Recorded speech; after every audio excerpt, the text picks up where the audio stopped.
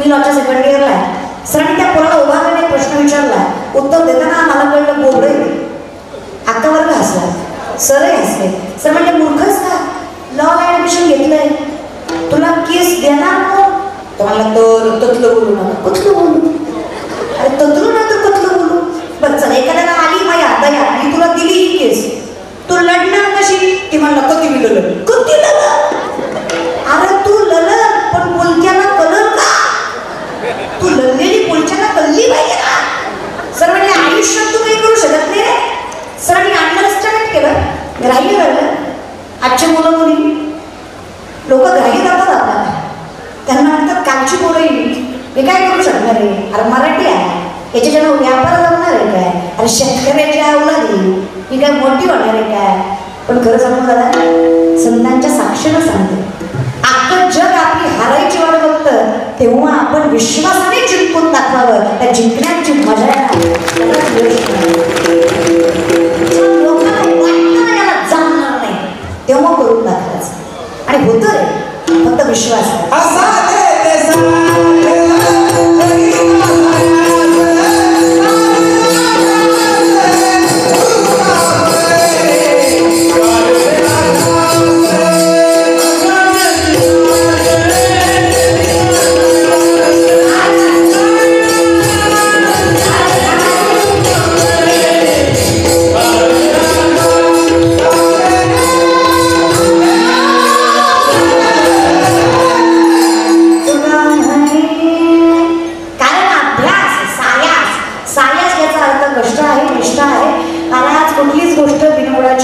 संयम लागतो. मोठं व्हायचं म्हटलं की थोडी निष्ठा लागतच. पोरगा म्हणला सर साधन ते करतो. सरांनी 20 रामायणाचे ग्रंथ दिले आणि सांगितलं त्यातला एक जरी ग्रंथ पुढच्या लेक्चर पर्यंत विकला तरी मास्तर नोकरी सोडणार. विश्वास आहे तुला जमणार नाही. पुढचं लेक्चर भरण्यासाठी त्याला उभा केला, काय विकले काय ग्रंथ?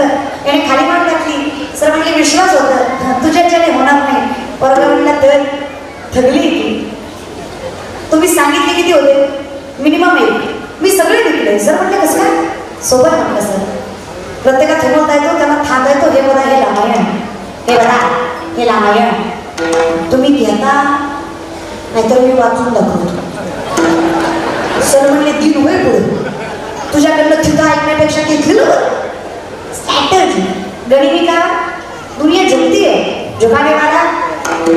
पण आता तुम्हीच म्हणणार, आजपर्यंत तुमचं म्हणणं आहे, आतापर्यंत तुमचं म्हणणं आहे की नम्रता असेल तर जगाच्या मार्गाची भेट होते, ओळख होते. मग असा अभिमान करून चालणार आहे का? अभिमान आणि स्वाभिमान यात फार मोठा फरक आहे, जमीन अस्मानाचा फरक आहे. आम्ही वारकरी आहोत, धन्य आम्ही जन्म आलो, दास विठोबाचे झालो, ही धन्यता म्हणजे स्वाभिमान आहे. पण आम्ही दास आहोत याची ज्ञातता, याची जाण आम्हाला असली पाहिजे. आम्ही मालक होऊ शकत नाही आणि व्हायचं नाही. आम्हाला दासत्व सांभाळायचं आणि दासत्वच एवढी ताकद आहे. अहो विश्वाच्या मालकानं तुकोबरांच्या चरणावर मस्तक ठेवावं. दासता म्हणजे दास होण्याचं सुद्धा किती सौभाग्य आहे बघा. दास व्हावं. तुकोबरांची बायको जिजाऊ, 2 जिजाऊ झाले या महाराष्ट्रात करायला. एका जिजाऊनं हिंदवी स्वराज्याला कोरोना दिला आणि एवढी मोठी मोठी माती पावन झाली. एका जिजाऊनं आपला पती परभारताला दिला आणि वारकरी संप्रदायाचा कळस उभा टाकला. 2 जिजाऊ थोड्याच सांगत किती बायका होत्या तुकोबांना? त्या चालत नाही, त्यांना किती बायका होत्या? 2 बायका होत्या. त्यात माझी चुकीने 2 नावं ऐकली असेल तर बायका 2 होत्या. महाराज आहे की नाही? त्यांनी 2 केल्या तसं त्यांनी नाही, त्यांनी एकच केली पण आई बापाच्या हट्टात तर दुसरी केली का तर पहिली वेळी करू होत नव्हतं. पण देवाची माझ्या बघा तर माय मावल्या काय माझ्या सांगायची तुम्हाला, दुसरी केल्यावर पहिली वेळी करू जाऊ एवढं मजेशीर असतो महाराज. देव जगूही देत नाही, मरूही देत नाही. आयुष्य काय लागतं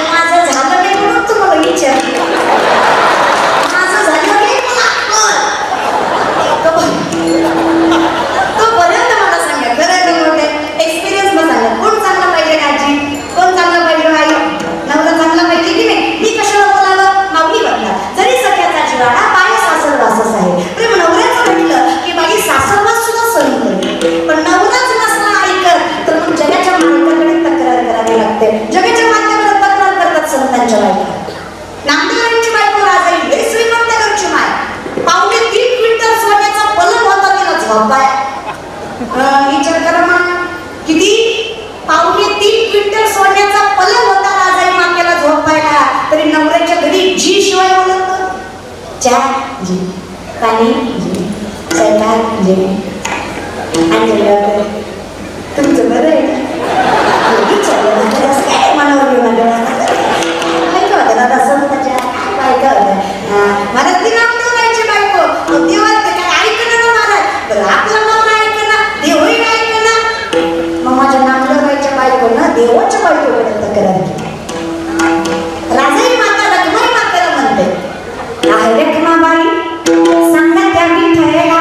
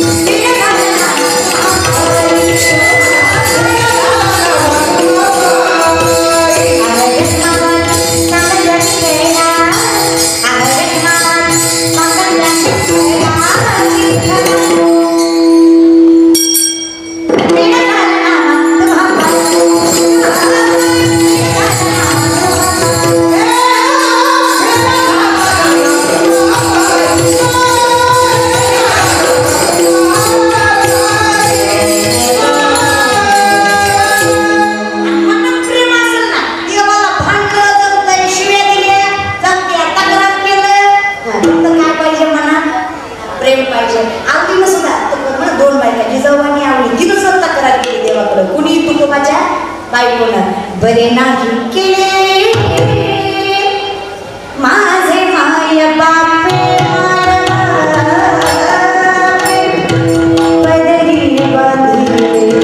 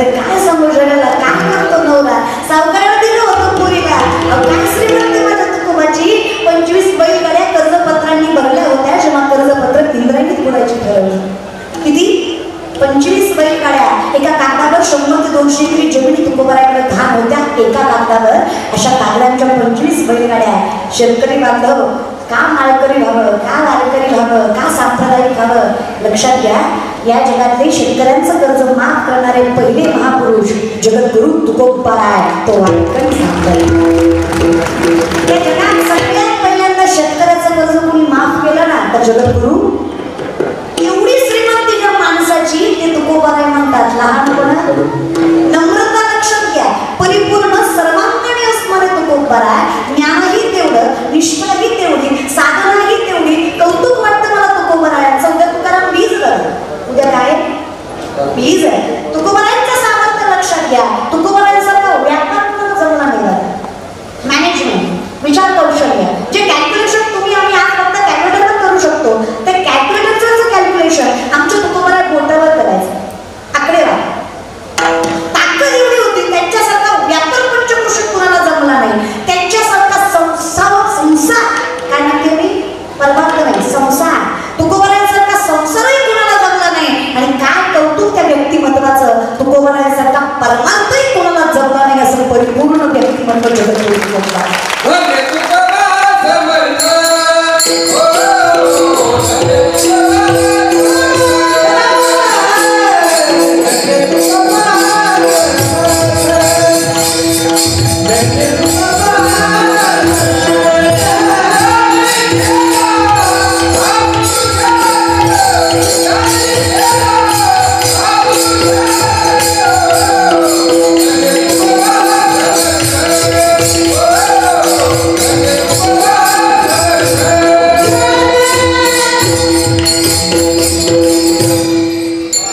गोवा समारथ अधिकार लक्षात घ्या. अनवर शहा नावाचं फकीर तुकोबाराविषयी दोहा लिहितात. तुका तुकाचे तुकाराम दोहंग ऐकणा.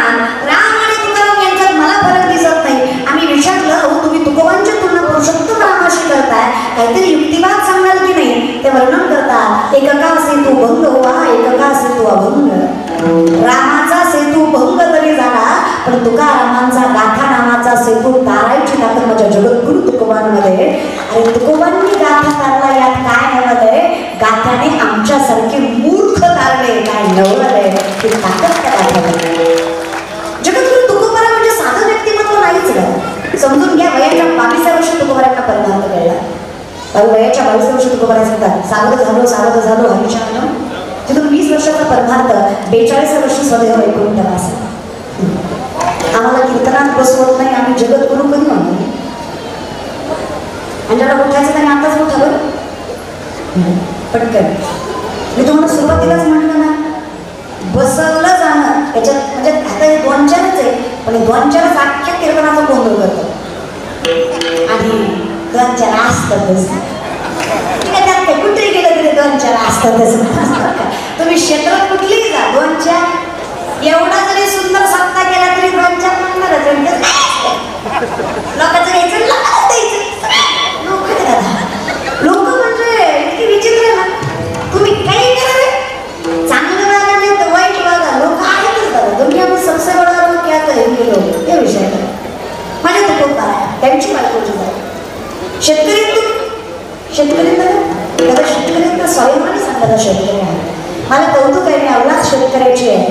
कारण श्रीमंत अवलादीच्या घरी गेला तर कब्बर चहा भेटेल याची खात्री नाही, पण शेतकरी बापाच्या घरात कुत्र जरी गेलं तरी पोटभर भाकरी खाल्ल्याशिवाय दार सोडणार हा विश्वास नाही. काय मन मोठं असतं दादा त्या माणसाचं, तसं मनच कोणाचं नाही हो. लय शेतकऱ्याच्या बाया लय गोड. अंजनगावच्या माय म्हणल्या तुम्ही लय गोडे. आई शपथ अंजनगावच्या बाया तुम्ही लय गोडे. तुमचं तोंड सोडलं ना तुम्ही लय गोडे. बायका इतकं गोड कोणी नाही. बाकी आमच्यात एवढा एकच प्रॉब्लेम आहे की आम्हाला राहवत नाही. पण सहन करतो ना, माय सहन करतात, बायका सहनही तेवढं करतात. अरे शेतकरी तुम्ही मला सांगा, शेतात गेल्यावर पायात काटा रुतला नाही नवल आहे का दादा? शेतात गेल्यावर पायात काटा रुतला नाही नवल आहे का? नाहीच आहे. आता शेतकऱ्याच्या पायात काटा रुतला तर शेतकरी काटा कसा बघतो? तिथं काही पाणी असतं का पाय स्वच्छ करायला? मग कसा बघतो? विषय तुम्ही निश्चित बोलले, पुण्य लागेल दादा तुम्हाला. म्हणजे बोलले त्यांना. कारण काय करतात असं जिबायला तोंडाचा चुका घ्यायचा आणि तेच पायाला लावायचा. खरं की नाही? काही हायजीन वगैरे मेंटेन करायचं नसतं. अगदी जिजाऊच्या पायात काटा रुतला, विश्वाच्या मालकाला चिंता वाटली. साधा नाही येतो, अखिलपूर्ण ब्रह्मांड चालक आहे, जगन्नाथ आहे, जगाचा बाप आहे, पंढरीचा मालक आहे, द्वारकेचा राजा आहे. तो माझा पंढरीश पांडुरंग परमात्मा पंढरपूर सोडतोय, वैकुंठ सोडतोय आणि माझ्या जिजाऊचा पाय हातात घेऊन स्वतःच्या मांडीवर ठेवतोय आणि स्वतःच्या थुक्यानं जिजाऊच्या पायातला काटा दिसतोय का बघतोय. आता मला सांगणे, शेतकरी एका थुक्यात काटा दिसतो का? असा एकदाच घेतला, एकदाच लावता लगेच काटा दिसतो का? मग काय करायला